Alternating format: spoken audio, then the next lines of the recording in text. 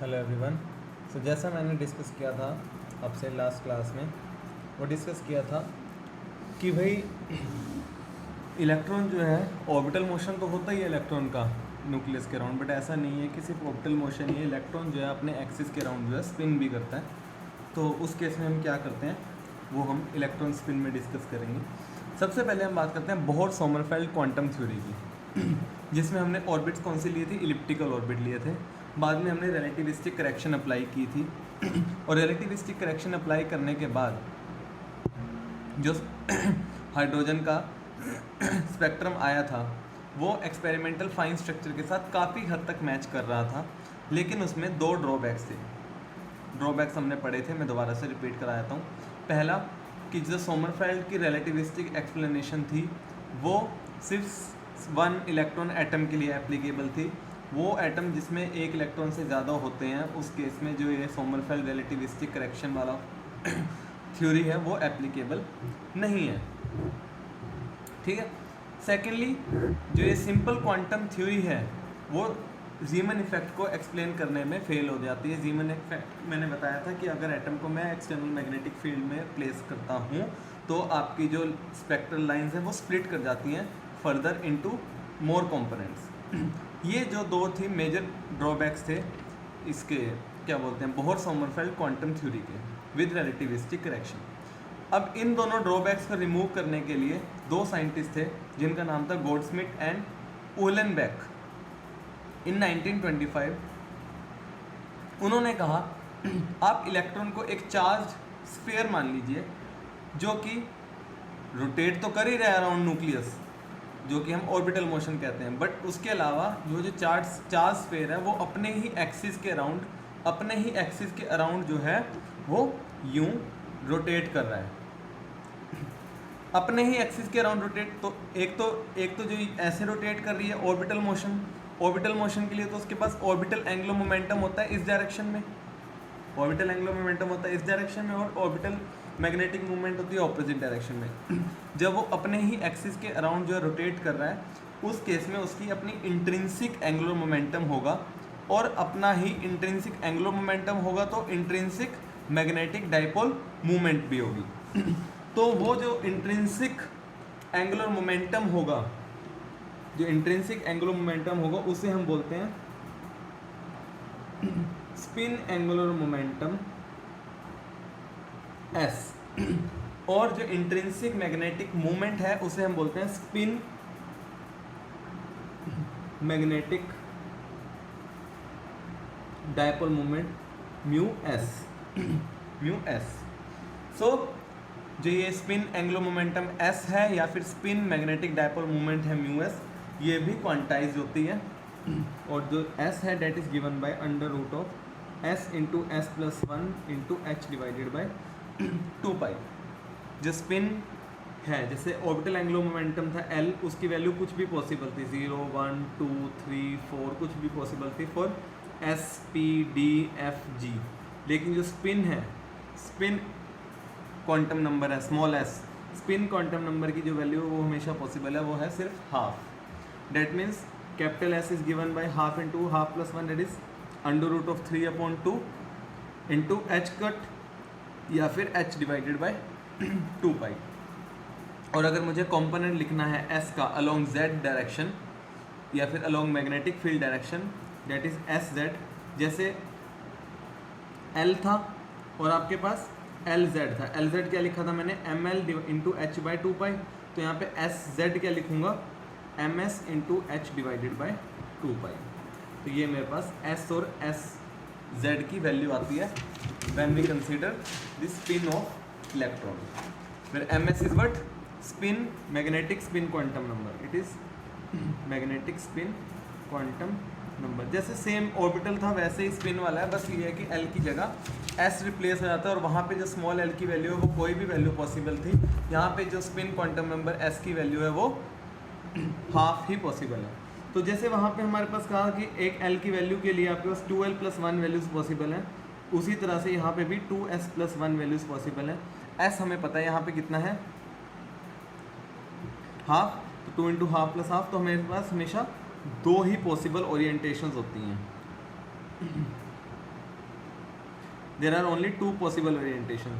जबकि orbital magnetic movement पे L की वैल्यू पे डिपेंड करता था कि कितनी पॉसिबल ओरिएंटेशन होंगी। जैसे एल इज इक्वल टू 2 में हमारे पास 5 ओरिएंटेशन थी, स्पिन में मेरे पास दो ही ओरिएंटेशन होंगे, and that corresponds to M S, या तो प्लस हाफ होगा या फिर एम एस होगा माइनस हाफ। और उस केस में एस जेड या तो होगा plus h upon 2 pi, sorry plus half into h upon 2 pi, या फिर एस जेड होगा minus half into h by 2 pi. ठीक है। अब एक्सपेरिमेंटली, इसमें कोई थ्योरेटिकल प्रूफ नहीं है, सिर्फ एक्सपेरिमेंटली पाया गया जो गायरोमैग्नेटिक रेशो है, gyromagnetic ratio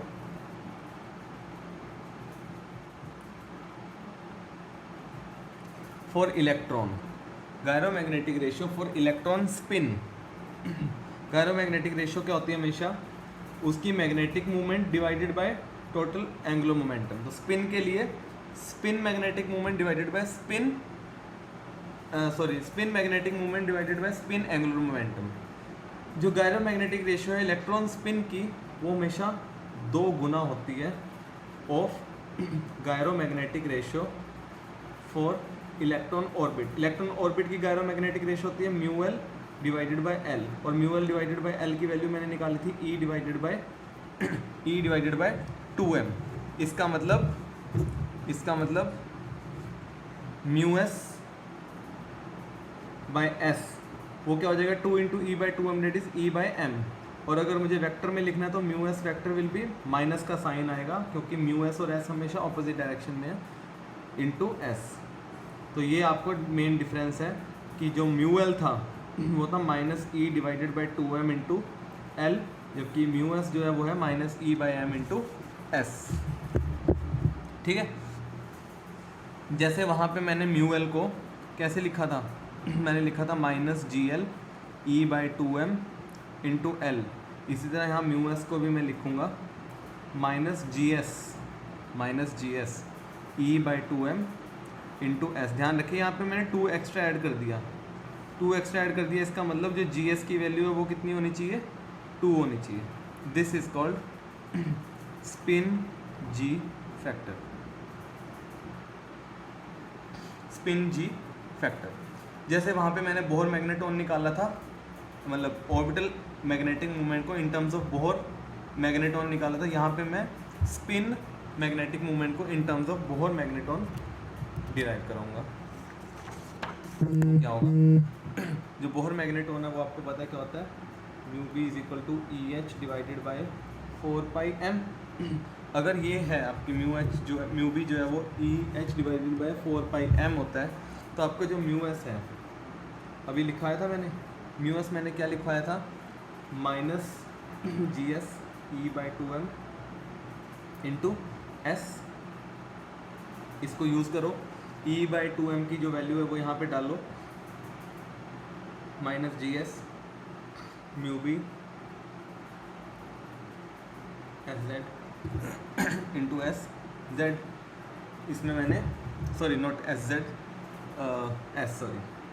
S.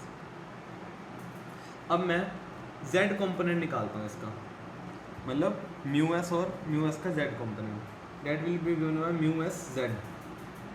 Z component जो है that will be given by minus ji S mu B H by 2 pi, S की जगह आ जाएगा एस जेड आ जाएगा, और जेड कंपोनेंट तो वेक्टर का साइन नहीं आएगा।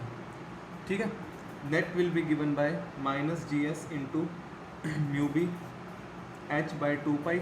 एस जेड की वैल्यू डाल लीजिए, क्या होती है M S into H by 2 pi. जो कैंसिल होता है वो 2 पाई से 2 पाई गया, एच से एच गया, तो आपके पास mu S Z component of spin magnetic movement is equal to minus ji S into mu B into M S. ये आपने कैलकुलेट कर लिया। जी एस आपको पता है कितना होता है 2, एम एस आपको पता है या प्लस हाफ होगा या फिर माइनस हाफ होगा, तो म्यू एस जेड क्या हुआ हमेशा, that will be equal to plus minus mu B. That means जो जेड कंपोनेंट है of magnetic spin movement, it is equal to the Bohr magneton. Clear. So ये spinning electron है, ये electron की spin की जब हम बात करते हैं तो ये जो है बहुत ज़्यादा सक्सेसफुल हुआ, ना कि सिर्फ फाइन स्ट्रक्चर बताने के लिए एटम का, बट ये जीमन इफेक्ट को भी अच्छे से एक्सप्लेन करने में सक्सेसफुल रहा। ठीक है, जो ये स्पिन है, स्पिन को फाइनली एक्सपेरिमेंटल वेरिफिकेशन की इलेक्ट्रॉन की स्पिन एग्जिस्ट करती है, क्योंकि ये तो थ्योरेटिकल था, फाइनली एक्सपेरिमेंटली की भाई स्पिन एग्जिस्ट करती है, वो जो है स्टर्न गल्लाक एक्सपेरिमेंट था, आपके सिलेबस में नहीं है, बट स्टर्न गल्लाक एक्सपेरिमेंट से जो है स्पिन एग्जिस्ट करती है, इसका एक्सपेरिमेंटल वेरिफिकेशन मिली। अब जैसा मैंने बताया कि भाई मैंने पिछले यूनिट में डिस्कस किया था कि हमारा जो ये बोहर सोमरफेल्ड मॉडल है वो अच्छे से एक्सप्लेन नहीं कर पा रहा, उसके बहुत सारे ड्रॉबैक्स हैं जो कि आज तक सॉल्व नहीं हो पाए। तो इसलिए जो है बोहर सोमरफेल्ड मॉडल की जगह हम एक नया मॉडल यूज़ करते हैं। इस मॉडल का नाम है vector model of an atom. अब हम वेक्टर मॉडल लेंगे एटम का, जिसमें बेसिकली हम क्या करते हैं, कपलिंग करते हैं। ऑर्बिटल मोशन पढ़ लिया हमने इसका, और स्पिन भी पढ़ लिया, हम उन दोनों को कपल करते हैं। Where we couple orbital and spin angular momentum. हमने इंडिपेंडेंटली तो दोनों पढ़ लिए, मैंने आपको ऑर्बिटल मोशन भी पढ़ाया इलेक्ट्रॉन को, और स्पिन मोशन भी पढ़ाया। उसमें मैंने ऑर्बिटल एंगुलर मोमेंटम बताया था और ऑर्बिटल मैग्नेटिक मूवमेंट बताई थी, और उसको बोहर मैग्नेट्रॉन में डिराइव कराया था। फिर मैंने स्पिन एंगुलर मोमेंटम बताया, फिर स्पिन मैग्नेटिक मूवमेंट बताई, और फिर उसको बोहर मैग्नेट्रॉन की टर्म्स में डिराइव कराया था। अब मैंने जो है इसके बेसिस पे जब मैं दोनों को कंबाइन करूँगा, मैं एक नया मॉडल बनाऊँगा एटम का, and that is called vector model of an atom. तो ये कहता है कि जब मेरे पास ऑर्बिटल एंगुलर मोमेंटम भी है और स्पिन एंगुलर मोमेंटम भी है, तो इन दोनों को अगर मैं कंबाइन करूँगा तो मेरे पास नया मोमेंटम आ जाएगा, that is called total angular momentum. Since orbital angular momentum भी वेक्टर क्वांटिटी है, स्पिन एंगुलर मोमेंटम भी वेक्टर क्वांटिटी है, तो आपके पास जो टोटल एंगुलर मोमेंटम आएगा वो भी वेक्टर आएगा, इसीलिए इसको जो है हम वेक्टर मॉडल बोलते हैं एटम का। तो अब मैं इसे मैथमेटिकली लिखना है कि मैथमेटिकली कैसे हम वेक्टर मॉडल लिखते हैं किसी भी एटम का, वो डिस्कस करते हैं। सबसे पहले हम एंगुलर मोमेंटम की बात करेंगे, फिर स्पिन की करेंगे, और फिर इन दोनों को कंबाइन करने की बात करेंगे। तो एंगुलर मोमेंटम जो है that is usually represented as under root of L into L plus one H by two pi. L Z होता है M L into H divided by two pi. M L की value जो है वो minus L से plus L तक vary करती हैं। सिमिलरली अगर मैं स्पिन एंगुलर मोमेंटम की बात करूं तो S is given by under root of S into S plus one into H by two pi. S Z जो है वो M S into H by two pi. M S की दो ही वैल्यूज़ हैं, प्लस माइनस हाफ। ठीक है, तो अब मैं टोटल एंगुलर मोमेंटम की बात करता हूँ। टोटल एंगुलर मोमेंटम मैं यूजुअली डिनोट करूँगा जे से। So J vector will be equal to L vector plus S vector. तो जैसे angular momentum orbital angular momentum quantize है, जैसे स्पिन एंगुलर मोमेंटम क्वांटाइज है, वैसे ही टोटल एंगुलर मोमेंटम भी क्वांटाइज है, एंड दैट द वैल्यू या quantization condition is given by J is equal to under root of, जैसे L under root of L into L plus one था, under root of small S into small S plus one था, ये आएगा small J into J plus one into H divided by two pi. और J Z, जैसे यहाँ पे L Z S Z था, यहाँ पे जे जेड आएगा, that will be M J into H divided by two pi. जैसे वहाँ पे एम एल की वैल्यू होती थी, एम एस की वैल्यू होती थी, यहाँ पे एम जे की वैल्यू आएगी, and that will be J minus one, J minus two up to zero, फिर माइनस जे प्लस वन और माइनस जे। जैसे यहाँ माइनस एल टू एल थी, यहाँ माइनस जे से जे वेरी करती है। तो जैसे अगर टोटल एंगुलर मोमेंटम की वेक्टर सम है, तो अगर मैं जे जेड लिखूँ तो that will be simply L Z plus minus S Z, plus minus होगा। ठीक है, similarly M J is equal to M L plus minus M S, plus minus M S. अब मुझे पता है कि जो एम एल है वो तो हमेशा इंटीग्रल वैल्यू लेगा, M L is always integral, और एम एस जो है हमेशा हाफ इंटीग्रल है। तो integral plus half integral will always be equal to तो एम जे क्या होएगा, एम जे भी हमेशा हाफ इंटीग्रल होगा, ठीक है। सो एम जे की मैक्सिमम एम एल की मैक्सिमम वैल्यू है एल, एम एस की मैक्सिमम वैल्यू होती है, M S is plus minus S भी होता है ना, तो एम एस की मैक्सिमम वैल्यू होती है स्मॉल एस और एम जे की मैक्सिमम वैल्यू होती है स्मॉल जे। तो I can write small J is equal to small L plus minus S. तो जैसे एम एस जो है हाफ इंटीग्रल होता है, जो स्मॉल जे है वो भी हमेशा हाफ इंटीग्रल ही होगा। क्लियर? थोड़ा और आगे डिस्कस करते हैं। जैसा हमें पता है कि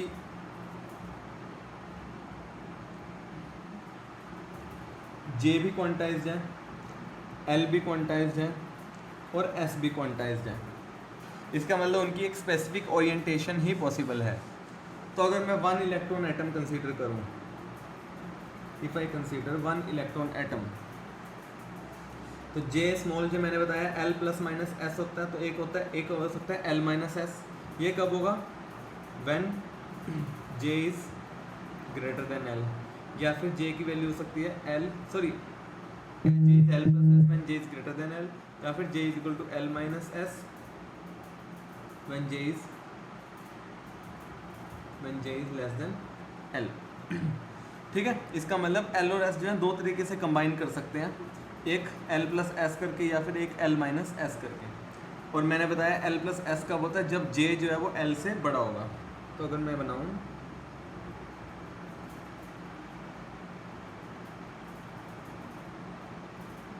जे, जो एल है वो जे से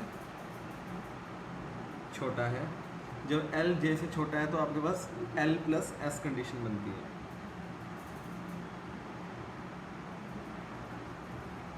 देखिए ना, वेक्टर हमेशा वेक्टर सम कैसे होता है?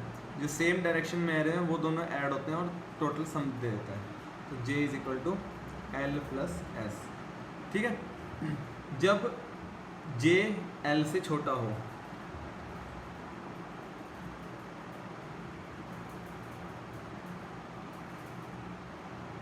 उस केस में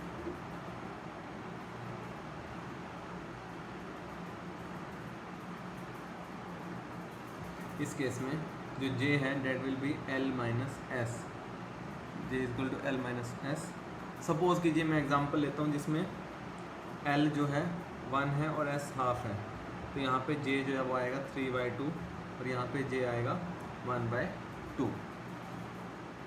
ठीक है, अब ये तो मैंने बता दिया कि भाई टोटल एंगुलर मोमेंटम है, L और S जो है कंबाइन करते हैं to give total angular momentum J।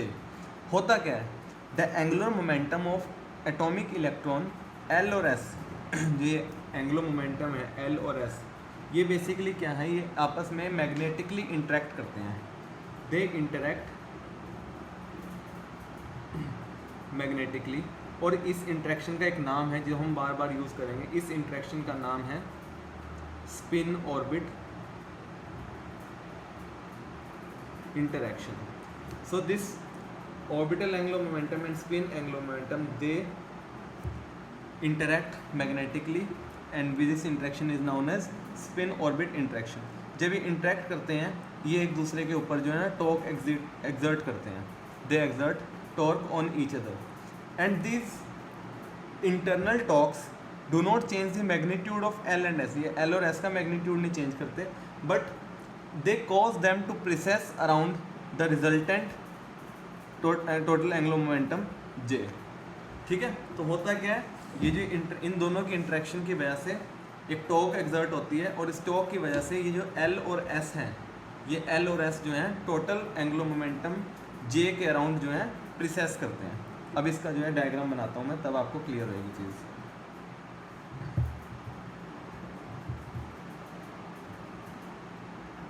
This is angular momentum L.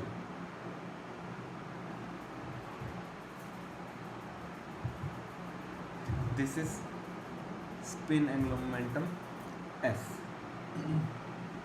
ठीक है, L और S जो है आपस में इंटरेक्ट करते हैं और आप क्या करते हैं, they give rise to total, आपको पैरेललोग्राम लॉ पता है, पैरेललोग्राम लॉ से they give rise to total angular momentum जे।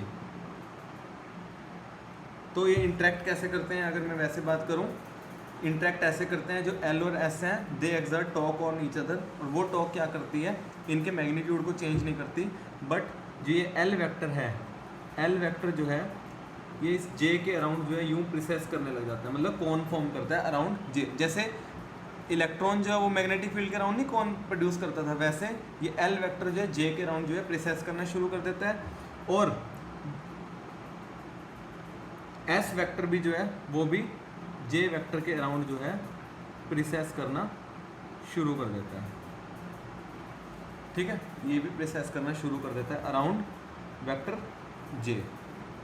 ठीक है, ऑब्वियसली जो एंगल है एल और एस, क्योंकि एल भी उसी टाइम प्रिसेस कर रहा है, एस भी उसी टाइम प्रिसेस कर रहा है, तो angle between L and S that remains invariant. ठीक है, तो अगर मैं कोसाइन लॉ लगाऊं, J square is equal to L square plus S square plus 2ls into cos of angle between L and S, तो cos of angle between L and S is given by J square minus L square minus S square divided by 2ls। J square is given by J into J plus 1 minus L square is given by L into L plus 1 minus S square is given by S into S plus 1 divided by 2 into under root of L into L plus 1, S is under root of S into S plus 1। इसे हम बोलते हैं vector model of an atom, one electron atom. इसको हम extend कर सकते हैं for many electron atom also, और वो जो सारे ड्रॉबैक्स थे जो कि बोहर सोमरफेल्ड थ्योरी के थे, वो सारे ड्रॉबैक्स जो हैं ये जो है दूर कर देता है। अब एक हमने पढ़ा था कि भाई मैग्नेटिक फील्ड की, अगर मैग्नेटिक फील्ड आ जाएगी तो क्या होएगा, तो मैग्नेटिक फील्ड आएगी, तो मैं फिर से डायग्राम ड्रॉ करता हूँ, वो आपने ध्यान से पढ़ना है। ये तो था जब मैग्नेटिक फील्ड नहीं थी, तो मैं इसे ही ड्रॉ करता हूँ, लेकिन इसी पोर्शन को थोड़ा सा टेढ़ा ड्रॉ कर दूंगा और ज़्यादा। ठीक है, इसी को थोड़ा सा और टेढ़ा करके ड्रॉ करूँगा। एंगुलर मोमेंटम था एल, ठीक है, जो स्पिन है, स्पिन एंगुलर मोमेंटम है एस, और जो क्या बोलते हैं टोटल एंगुलर मोमेंटम है that is given by parallelogram J. आपको पता है कि ये जो ऑर्बिटल एंगुलर मोमेंटम एल है ये प्रिसेस करता है around this total angular momentum, और ये टोटल स्पिन एंगुलर मोमेंटम ये भी प्रिसेस करता है अराउंड जे। ठीक है, अब मैंने क्या किया, इसी एटम को जो है एक मैग्नेटिक फील्ड बी में प्लेस कर दिया। जब मैं मैग्नेटिक फील्ड बी में प्लेस कर दूंगा उस केस में क्या होता है, जो मेरा टोटल एंगुलर मोमेंटम जे था, देखिए एल और एस जे के अराउंड प्रिसेस कर रहे हैं, जो टोटल एंगुलर मोमेंटम जे था वो प्रिसेस करना शुरू कर देता है अराउंड मैग्नेटिक फील्ड बी। तो ये जो हमारी जीमन इफेक्ट था उसको भी अच्छे से एक्सप्लेन करता है। जो प्रिसेशन है, प्रिसेशन से बेसिकली क्या है, मेरी एनर्जी लेवल्स जो हैं वो शिफ्ट होते हैं, या डीजनरेसी जो लॉस होती है। तो एल और एस जो है वो जे के अराउंड प्रिसेस करते हैं, और जब इस एटम को मैं मैग्नेटिक फील्ड में रख दूंगा तो जो टोटल एंगुलर मोमेंटम जे है वो टोटल मैग्नेटिक फील्ड बी के अराउंड प्रिसेस करना शुरू कर देता है।